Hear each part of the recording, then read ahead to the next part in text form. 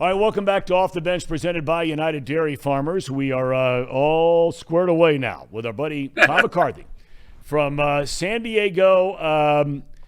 I mean, you got to be so excited, right, Thom? I mean, you know, it's been a long time waiting for the Philadelphia Phillies to get back to the postseason after they had that really good run there with Chase Utley and Ryan Howard. You were around for all that. But is the excitement level even higher now than you would have even thought? Yeah, I think it is, Tommy. I mean, it's funny. I never took the postseason for granted ever because I know how hard it is to get there. But being back here, you realize just how special it is. I mean, there's nothing better than postseason baseball, and the excitement in Philadelphia. I mean, that ballpark is loud when it's sold out, but man. It was so loud the last couple of days. It was pretty incredible. You know, it's interesting, and you backtrack to the way this season began for the Phillies, and it's been well documented, talked about. I've known Joe Girardi for a long, long time. I was a broadcaster for the Cubs when he was a player there. You could tell if he wanted to do it, he was going to be a really good manager. He proved himself to be a very good manager, both with the Marlins and the New York Yankees. He gets a chance in Philly. What happened? Really good question, Tommy. I don't know, honestly. I do think that our current skipper, Rob Thompson, is so even-keeled that's the biggest difference I think that we have now compared to when Joe was in charge. I mean, I love Joe. I respect him an awful lot. I thought he did a lot of really good things to kind of stabilize the franchise on the field.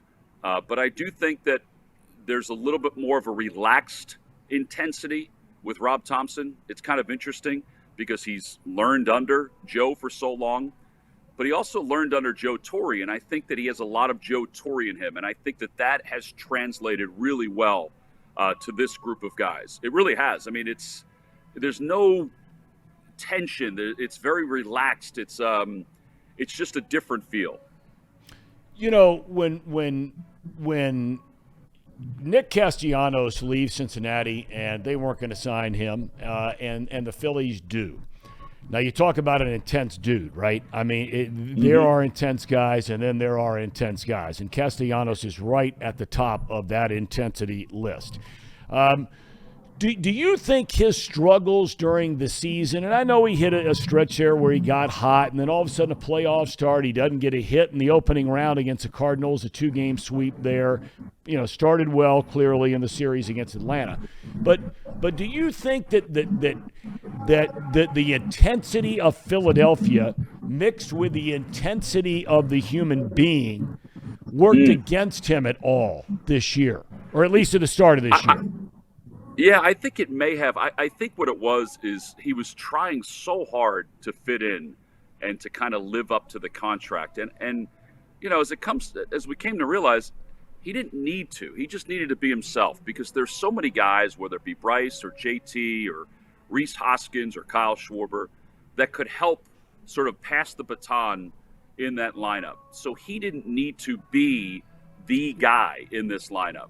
I got to say, though, you know, he came in here to be the DH, but he played right field every day. He posted every single day. And I think he kind of worked his way out of the funk he was in the first half of the season and became more comfortable in the clubhouse. And I think it was a lot, honestly, for him. And I don't see it being an issue moving forward. I think that he's fit in really well with a lot of the young guys, and I think he's kind of found his niche now. But, yeah, I think there was probably a little bit of pressure that he put on himself early on to kind of fit in a very intense city, no doubt. Thom, fill us in on what your impressions are of Bryce Harper. Everybody knows coming out of high school, he's the guy. He becomes this big star in Washington.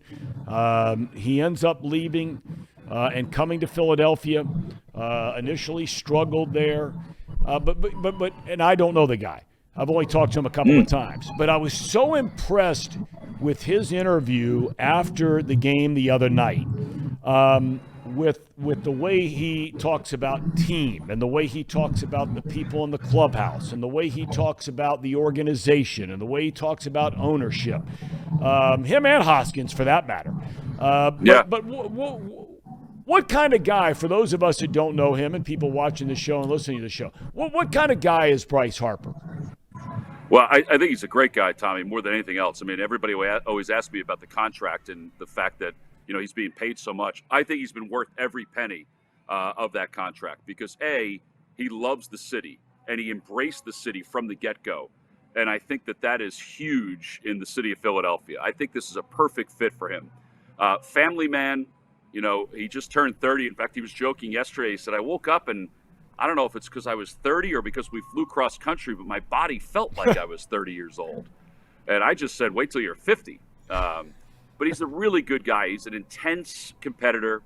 He's played this whole year injured, whether it be the thumb or the UCL. He's going to have Tommy John surgery at some point, but he's played the whole year with the injury.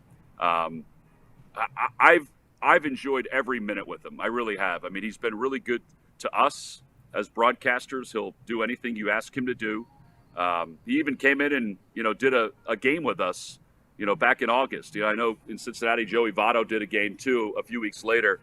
It was really cool. It was a great treat for the fans. It was great for me and John Kruk to sit there and just talk baseball with him for 6 innings. So it was pretty neat. He's a good dude, though. He really is.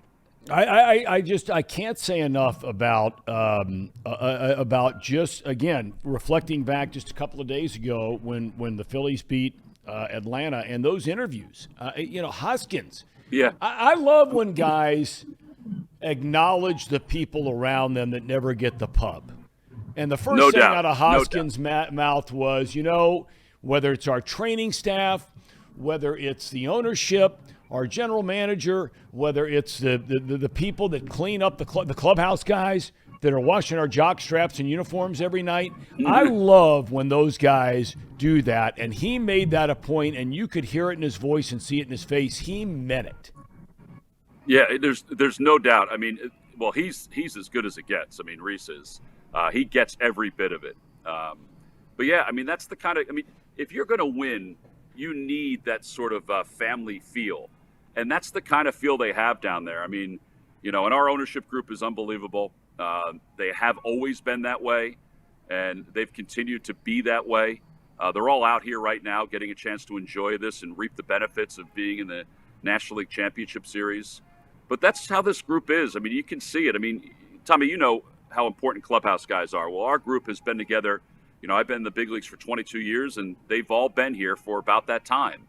So the fact that they get noticed the way they do, our nutritionist, our training staff, everybody like that, it's tremendous because it makes them feel good because, as you know, we're on the road so often that it's great to get that sort of feedback and that love from somebody from the clubhouse. The two teams played, the two being the Padres and the Phillies, 7 times during the year. I was looking at some of the numbers. The Phillies won 4 of the 7. Yep. Very low-scoring games. I think that one team's ERA was 3-point-something. The other was 2-point-something. San Diego's a great pitcher's park. Philadelphia's a good hitter's park. What are you expecting in this series? Well, I do know that our 1 and 2 can match up with anybody's 1 and 2. It doesn't matter who it is, and that's Wheeler and Nola. But I do think that they probably have a little bit more depth in the starting staff. The numbers sort of pan that out. I am expecting a very even series because I think these two teams are very similar offensively. If you look at the runs scored, the home runs, all that stuff, it's going to come down to pitching. I mean, it is. It's going to come down to the Phillies bullpen, which has been really good since the All-Star break, and it's going to come down to the 3 and 4 starters, I think, in this series because Wheeler and Nola, you know what they're going to do. Darvish and Musgrove, you know what they're going to do. I think it's going to come down to those 3 and 4 guys in the middle of this series to decide who's going to win it or not. I think that the atmosphere in both places is going to be through the roof. I've long said that San Diego, and you well know, in your nearly 25 years of broadcasting big league baseball, even when they had crummy teams and they had that baseball night in San Diego on Saturday night back in the old Jack Murphy days, and you got 55,000 people, I would imagine that crowd is going to be on it big time tonight. Yeah, I agree. I mean, I've only watched the games against the Dodgers, and it looked like an incredible atmosphere. Ours has been the same. And our atmosphere I mean, you were there, Tommy, a few years ago when we played the Reds in that postseason when Halladay threw the no-hitter. It was like on steroids from even that series. It's pretty cool. So I'm excited about tonight, and I'm excited to see what the crowd is like here in San Diego because it looked like it was pretty intense in that Dodgers series. And, we've been out here. I mean, we only come out here once a year. But when we do, I mean, the place is rocking. It's pretty cool. I mean, it's one of my favorite ballparks, Petco Park. It really has grown on me over the years. And what's not to like here in San Diego? Weather's great, the whole thing. So it's going to be a great series. The whole thing's we're all looking forward to it. Where are you right now? I know San Diego really, really well all the years working in the Hyatt. National League West. What? I mean, where are you? You have some palatial suite? No, I'm at the Hyatt. I'm outside by the pool. I came out here because it was quiet. And I didn't want to wake anybody up because my voice does not travel light. I understand. So I figured I'd come outside. And as we started the interview, all of a sudden the music started playing out here by the pool. Well, I mean, you're in California, man. I mean, they got that doonch, doonch, doonch. You got that stuff going on all day long. How about a cat like you? You fit right in. Yeah, all of a sudden it just started playing. I'm like, where is it coming from? But, I don't know if you've ever stayed at the Grand Hyatt, but it's a beautiful place. Usually we stay at the Omni right next to the ballpark, but they had a convention that was in town. So we're here, and it's been great. I mean, it really has. We've had a good time. Yeah, I like that Omni a little better because it connects literally to the ballpark. That's you walk right across the little bridge, and you're in the ballpark. But now, look, you and I used to talk all the time. Kids playing sports, your boys, the whole 9 yards. You had told me a couple of years ago, and I haven't seen you in a couple of years. You have a son that's broadcasting, is that right? Yeah, he's our AAA broadcaster, and he's actually filled in for me on TV with the Phillies last year, and then he's filled in a lot on radio this year. And then this past season, when we clinched in Houston, NBC Sports Philadelphia brought him along to do our post-game interviews. So I was able to throw it to him as I went down to the clubhouse for the celebration. And as you know, with your pop, I mean, it was pretty cool. I mean, I walked away. I put the headset down. I started walking away. I said, all right, let's go to Pat Mccarthy with Rhys Hoskins. And I put the headset down and I walked away. I went, man, that was really cool. Yeah. So, yeah, it's neat to watch him kind of evolve as a broadcaster. Well, congratulations. I mean, you and your wife have done such a great job raising your kids. I could just tell by our conversations through the years. And I mean, that's really, really cool. It's a hell of a lot cooler than going to a World Series, but there's nothing wrong with going to a World Series either. When this whole thing, this is the last thing I wanted to ask you, did you really feel, because my dad's on this show once a week, and when we started sort of picking teams to advance, he thought the Cardinals were going to win that first round. I said, because of Wheeler and Nola, I'm like, I'm not so sure about that. When the playoffs began, did you really expect that we would be having this conversation and the Phillies would be playing tonight? No. I did think we would beat the Cardinals. I was really comfortable with that series because it's a best of three, even though it was in St. Louis, and I thought we handled them pretty well in the offseason, in the regular season. And what you said, too, the fact that Wheeler and Nola lined up was really big for us. But I have to admit, I thought the Braves were going to be here in the National League Championship Series. But you know what? This team's gotten hot, and you know how hot teams can get and how they can be. And they're really riding the older personalities, but also the younger ones. So, no, I did not think that. I figured it was going to be the Braves and the Dodgers, or the Braves and the Mets, or, it was going to be closer to chalk than it actually was. But, Major League Baseball's postseason's turned into the NCAA tournament, and I think it's pretty cool. Yeah, the last thing I do want to ask you is for Reds fans here, and you guys went through this in Philadelphia, you're told about rebuild and rebuild and rebuild. I think your team payroll is somewhere, correct me if I'm wrong, around $175 million, something like that. So you're spending a decent chunk of change. That's a decent amount of money. But the model to get here outside of bringing in a Castellanos and signing Bryce Harper, and I don't want to just poo-poo that because those are two huge contracts. But the core of the team, a lot of guys that you brought along inside the system. How would you describe the way the Phillies got to this point from where they were just a few years ago to where they are now?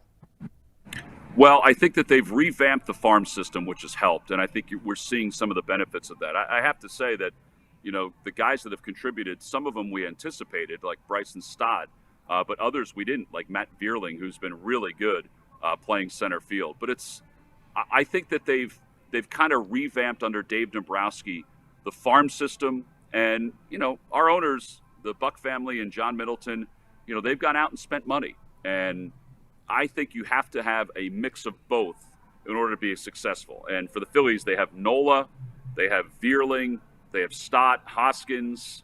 These guys that are Alec Boehm are from the system. And then you bring in other guys like, Bryce and JT and through trades and free agency. And that helps. I mean, but you have to have a mix of it. So this has been a long time coming. I'll be honest with you. I thought it would have happened 3 or 4 years ago, but in this game, in this day and age in baseball, I've learned a lot of patience, particularly this season. Absolutely. Thomas, enjoy the ride, my friend, because you never know when they're going to come along, as you pointed out at the very top. Very happy for you, happy for your son, and good luck starting tonight. Thank you, buddy. I appreciate it. All right. Thanks for the time, Tom. Really very much appreciate you getting up early in the morning and joining us out there in San Diego. All right. See you, Tommy. Be good. Thom McCarthy.